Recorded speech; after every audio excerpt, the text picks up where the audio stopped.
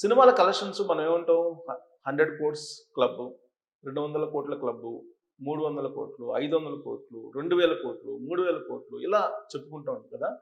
కానీ బ్యాంకులకు కూడా ఇలాంటి క్లబ్లు ఉన్నాయి. ఇప్పుడు స్టేట్ బ్యాంక్ ఆఫ్ ఇండియా 10 లక్షల కోట్ల క్లబ్ని దాటిపోయింది.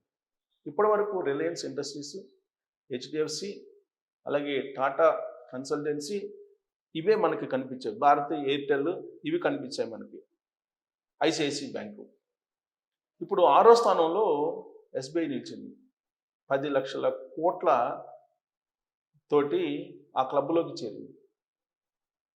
ఐసిఐసిఐ బ్యాంక్ని 3వ స్థానంలోకి నెట్టేసింది. 3వ స్థానం నుంచి నెట్టేసి ఇది ఆక్యుపై చేస్తుంది. 10 లక్షల కోట్ల క్లబ్లోకి ఎప్పుడైతే చేరిందో వెంటనే బిఎస్సిలో ఎస్బీఐ షేరు 1% పెరిగింది. రికార్డ్ గతంలో ఎప్పుడూ లేనటువంటి రికార్డును ఎస్బీఐ సాధించింది. ఆ కారణంగా ఇన్వెస్టర్స్ పెద్ద ఎత్తున లాభం పొందారు. ప్రత్యేకించి దాదాపుగా 9.3% వాటా ఉన్నటువంటి ఎల్ఐసికి 40,000 కోట్ల రూపాయలు లాభం వచ్చింది. సో మనం మామూలుగా ఇప్పటి వరకు మనం ఏమనుకుంటామంటే ఎస్బీఐ చాలా పెద్ద బ్యాంక్ అనుకుంటాం. కానీ రిలయన్స్ ఇండస్ట్రీస్ 10 లక్షల కోట్ల క్లబ్కి ఎప్పుడో దాటిపోయింది. హెచ్డిఎఫ్సి ఎప్పుడో దాటిపోయింది. అలాగే టాటా సర్వీసెస్ ఎప్పుడో దాటిపోయింది. అలాగే భారతి ఎయిర్టెల్ అది ఎప్పుడో దాటిపోయింది. ఐసిఐసిఐ బ్యాంక్ ఎప్పుడో దాటిపోయింది. ఇప్పుడు మన SBI state bank of India అంటే దానికంటూ ఒక ప్రత్యేకమైన గుర్తింపు ఉంది. ఆ బ్యాంకుని మన బ్యాంకు అని చెప్పేసి అనుకుంటారు చాలామంది భారతీయులు.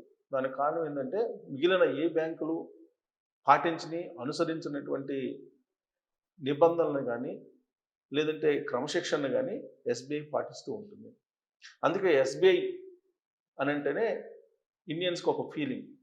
ఇప్పుడు ఎస్బీఐ 10 లక్షల కోట్ల క్లబ్ను దాటింది అని అంటే ప్రతి ఇండియన్ అలాగే ఎస్బీఐలో ఉన్నటువంటి ప్రతి కస్టమరు గర్వించదగ్గ పరిణామం.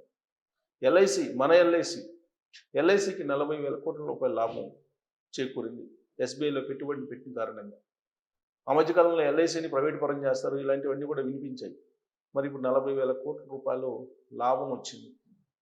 సో కాబట్టి రాబోయే రోజుల్లో ప్రభుత్వ రంగ సంస్థలు ఇంకా మరింత బలోపేతం కావాలి. 10 లక్షల కోట్ల క్లబ్లోకి మన ఎస్బీఐ చేరిందనంటే ఇదొక రికార్డు. అలాగే బిఎస్సిలో అది నమోదు చేసినటువంటి గ్రోత్ మరొక రికార్డు. సో ఎస్బీఐ 10 లక్షల కోట్ల క్లబ్లోకి చేరడం మీద మీ అభిప్రాయం ఏంటనేది తెలియజేయచ్చు. Thank you.